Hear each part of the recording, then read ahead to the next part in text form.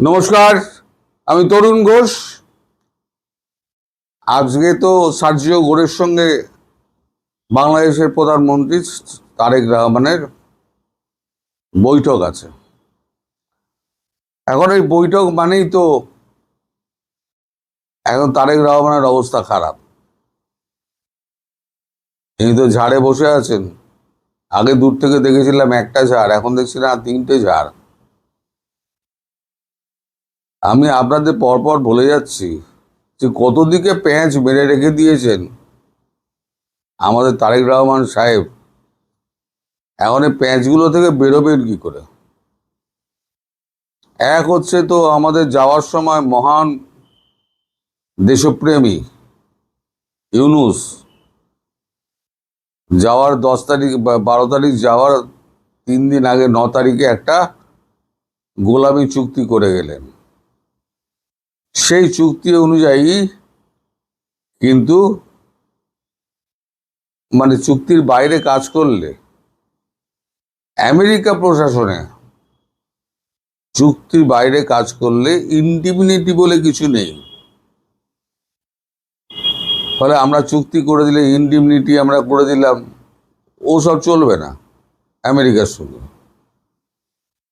তা এখন এই যে চায়না উনি গেলেন, এতগুলি সমঝোতা পত্রে সই করলেন, চুক্তিতে সই করলেন, তিস্তা থেকে শুরু করে এবারে আপনার ওখানে ইকোনমিক জোন অবধি সব তো দিয়ে এলেন।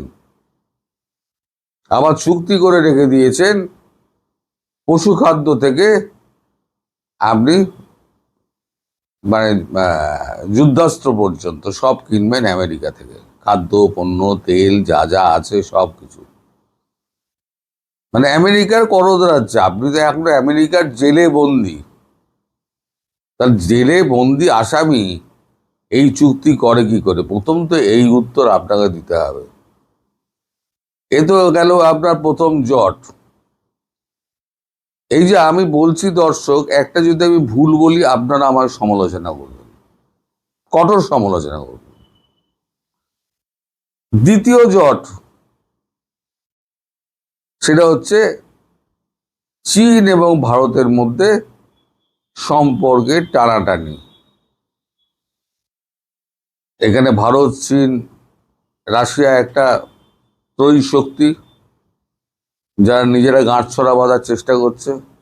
কিন্তু সেখানে চায়না, তারা বিস্তারবাদী, তারা সবসময় বিস্তার করতে চায়।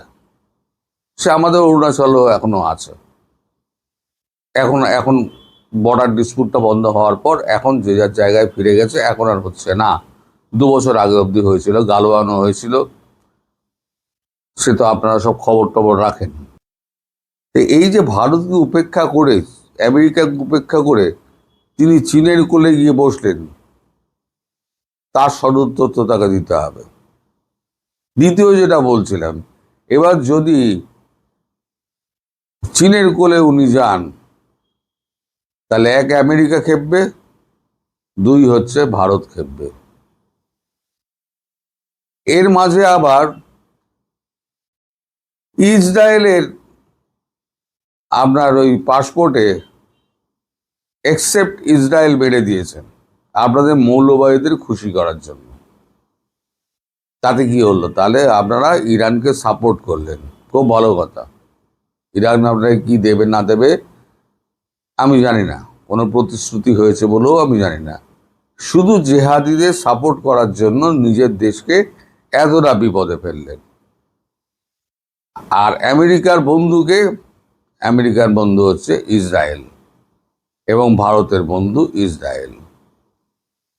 এবার ইসরায়েল ধীরে ধীরে, আমি সে ভিডিও আপনাদের দেখিয়েছি, দরকার হলে শেষে একবার জুড়ে দেবো, সেই ভিডিওটা দেখে নেবেন। এই ভিডিওর শেষে ওই ভিডিওটা আমি লাগিয়ে দেবো, আমাদের টিভিতে কি বলছে সেটাও আপনারা দেখে নেবেন। ব্রিক্সের যে মিটিং, তিনি যদি সেটা অ্যাভয়েড করেন তাহলে পরে খুব মুশকিল। ভারত আরো গলা চেপে ধরবে। আর যদি আসেন তাহলে আমেরিকা খেপবে। তাহলে তুমি আমেরিকার সঙ্গে একে চীনের সঙ্গে গদ্দারি করলে যোগ দিয়ে, আবার তুমি ব্রিক্সে যাচ্ছ, যেটা সব থেকে ভয়ের ব্যাপার আমেরিকার, সেইখানে সব মিলিয়ে তালগোল পাকিয়ে গেছে। আমি বলছি না, পুরো লেবড়ে দিয়েছে। কে বুদ্ধি দিচ্ছে আমি জানি না, তবে ল্যাবড়ানো বুদ্ধি দিচ্ছে। এই সুযোগটাকে কাজে লাগাবেন শেখ হাসিনা। আমি বরাবরই বলেছি, আমি সেপ্টেম্বর বলছি, কিন্তু এর মধ্যে ক্যামোফ্লেজিং আছে।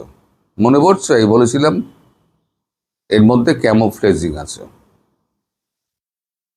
সেটাই আস্তে আস্তে বেরোলো যে উনি বলেছেন সবাই রেডি থাকো, যে কোনো মুহূর্তে সুযোগ এলেই আমরা ঢুকে যাব। এই যে ক্যামোফ্লেজিং, এটা আরো বিপদে ফেলে দিয়েছে। উনি ভাবছেন যে 12-13 তারিখে ব্রিক্সের মিটিং আছে, আমি যদি চলে যাই তাহলে পরে ওই সময় যদি শেখ হাসিনা পুট করে ঢুকে পড়ে তাহলে কি হবে। আবার যদি নাও যাই তাহলে পরে ভারত আমার গলা টিপে ধরবে। এবং ইসরায়েল, তাকে তো আপনি চটিয়েছেন, এক্সেপ্ট ইসরায়েল বলে, তার মানে আপনি ইরানকে সাপোর্ট করলেন। সব মিলালে যা দাঁড়াচ্ছে, চালে ডালে মশলায় একেবারে আলু ফালু দিয়ে পুরো খিচুড়ি বানিয়ে দিয়েছেন। এবার খিচুড়ি থেকে আপনি উদ্ধার পাবেন কি করে? সাহায্য করতো আজকে আপনার চামড়া ছাড়াবে। দীনেশ ত্রিবেদীর সঙ্গে বৈঠক এবং খলিলুরের সঙ্গে যে বইটা হয়েছে, খলিলুরকে তিনি কম কথা, মানে আমাদের দীনেশ ত্রিবেদী কিন্তু শোনাননি। উনি কিন্তু বলেছেন আমাদের জল নিয়ে, যখন খলিলুর বলেছিল জলটা দেখতে হবে গঙ্গা পানি চুক্তি, তখন উনি বলেছেন রক্ত আর জল একসঙ্গে বইতে পারে না। এটা কিন্তু প্রথম বলেছিলেন জয়শঙ্কর ইউনাইটেড নেশনে দাঁড়িয়ে এক প্রশ্নের জবাবে। তিনি পরিষ্কার বলেছিলেন রক্ত আর জল দুটো একসঙ্গে বইতে পারে না। সেটারই রিপিটেশন করেছেন আমাদের দীনেশ ত্রিবেদী। অর্থাৎ গঙ্গা চুক্তি আপনাদের গঙ্গার জলে গেছে, আপাতত গঙ্গা চুক্তিভুক্তি হবে না। আর সময়টাও পেরিয়ে গেছে, সামনে আসছে গ্রীষ্মকাল। আপনার কথা ছিল আপনি এসে ফেব্রুয়ারি মার্চে, এই বছরের ফেব্রুয়ারি মার্চ থেকে শুরু করলে পরে জুনের মধ্যে আপনার কমপ্লিট হয়ে যেত আপনার এগ্রিমেন্টটা। যাই হোক না কেন, আপনার পটকে পাটকে হলো ইন্ডিয়ার সঙ্গে আপনার এগ্রিমেন্টটা। আপনি এবার কোর্টে যাবেন, ইন্টারন্যাশনাল কোর্ট অফ জাস্টিসে যাবেন, কি হবে? পাকিস্তানও তো গেছে, আমরা আছি ওপরের দিকে। আমরা বলছি আমরা নিজেরাই জল পাচ্ছি না, তোমার কি জল দেবো? আগে তো আমি নিজে খাই, তারপর তো আর লোককে খাওয়াবো। আমার জল আমি নিজের জনগণ, 140 কোটি আমার জনগণ, তার জনগণকে লাগবে, আমি 18 কোটিকে দিতে পারবো না। আপনি কি করবেন? আপনার কিছু করার নেই। ফলে আপনাকে যেটা করতে হবে এখন, সবার সঙ্গে সুসম্পর্ক স্থাপন করতে গেলে একেবারে মোদিজির পায়ে ড্রাইভ দিয়ে দিন।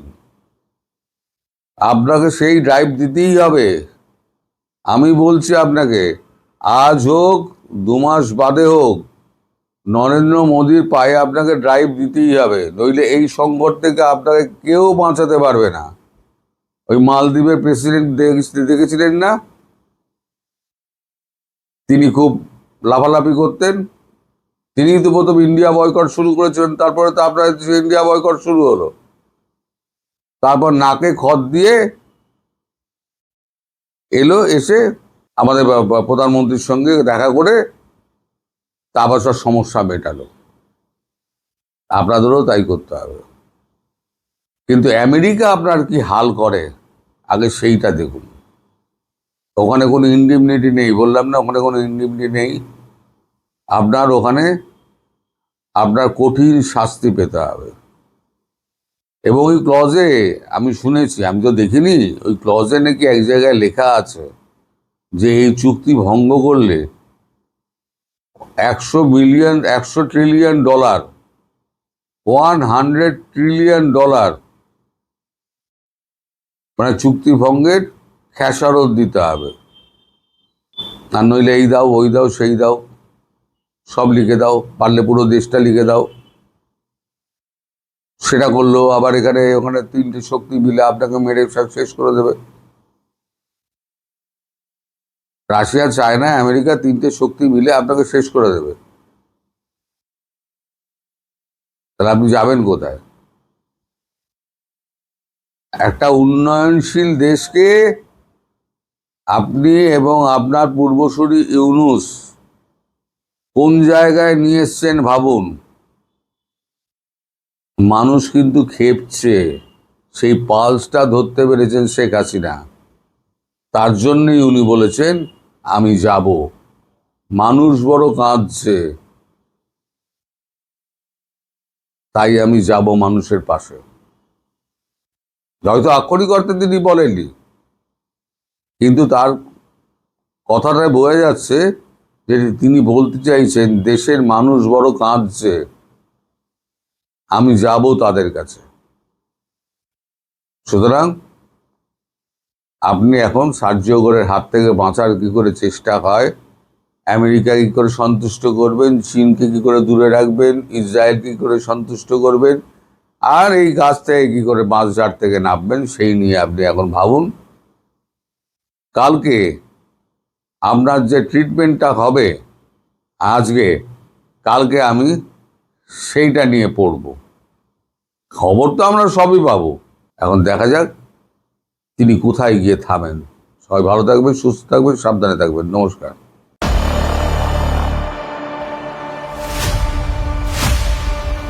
इजराइल अचानक बांग्लादेश के पीछे पड़ गया है। पहली बार इजराइल ने खुलकर बांग्लादेश को अपने टारगेट पर लिया है। इजराइल बांग्लादेश के खिलाफ जानकारियां जमा कर रहा है। मोसाद की लिस्ट में बांग्लादेश का नाम जोड़ दिया गया है।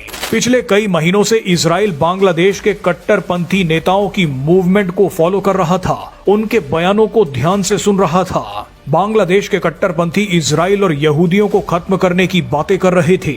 इसी कड़ी में भारत में इजराइल के राजदूत रुवेन अजार ने एक इंटरव्यू में पहली बार बांग्लादेश का नाम लिया है। रुवेन अजार ने कहा है कि हमें बांग्लादेश के अंदर हमास से जुड़े संदिग्ध आतंकियों की मूवमेंट दिखी है। हम बांग्लादेश में हमास के नेटवर्क पर नजर रख रहे हैं। इजरायली राजदूत ने कहा है कि हम बांग्लादेश से जुड़ी जानकारियां इलाके में अपने क्षेत्रीय सहयोगियों के साथ साझा कर रहे हैं। आप जानते ही हैं कि इजराइल का ये सहयोगी कौन है। सबसे हैरान करने वाली बात यह है कि इजराइल अब खुलकर बांग्लादेश का नाम ले रहा है। इजराइल की मीडिया में बांग्लादेश की चर्चा शुरू हो गई है। इजराइल ने बांग्लादेश में मारे जा रहे हिंदुओं का मुद्दा तक उठाना शुरू कर दिया है। ये सारी घटनाएं बताती हैं कि इजराइल एक एक करके बांग्लादेश की तरफ कदम बढ़ा रहा है। इजराइल बांग्लादेश में ऑपरेशन की तैयारी कर रहा है। इसी डर से बांग्लादेश ने एक बहुत बड़ा फैसला लिया है। बांग्लादेश ने एक बड़ा डिप्लोमेटिक फैसला करते हुए अपने पासपोर्ट से इजराइल जाने पर फिर पाबंदी लगा दी है। बांग्लादेशी पासपोर्ट में एक्सेप्ट इजराइल यानी इजराइल को छोड़कर वाला वाक्य फिर से जोड़ दिया गया है। आपको बता दें कि शेख हसीना के समय करीब 6 साल पहले बांग्लादेश ने अपने पासपोर्ट से इजराइल को छोड़कर वाला वाक्य हटा दिया था, लेकिन अब इसे फिर से जोड़ दिया गया है। बांग्लादेश को डर है कि इजराइल अपने एजेंट्स ढाका में प्लांट कर सकता है। इसके अलावा इजराइल शेख हसीना का साथ दे सकता है। आपको बता दें कि शेख हसीना ने ऐलान किया था कि वो दिसंबर में बांग्लादेश वापस जा रही हैं।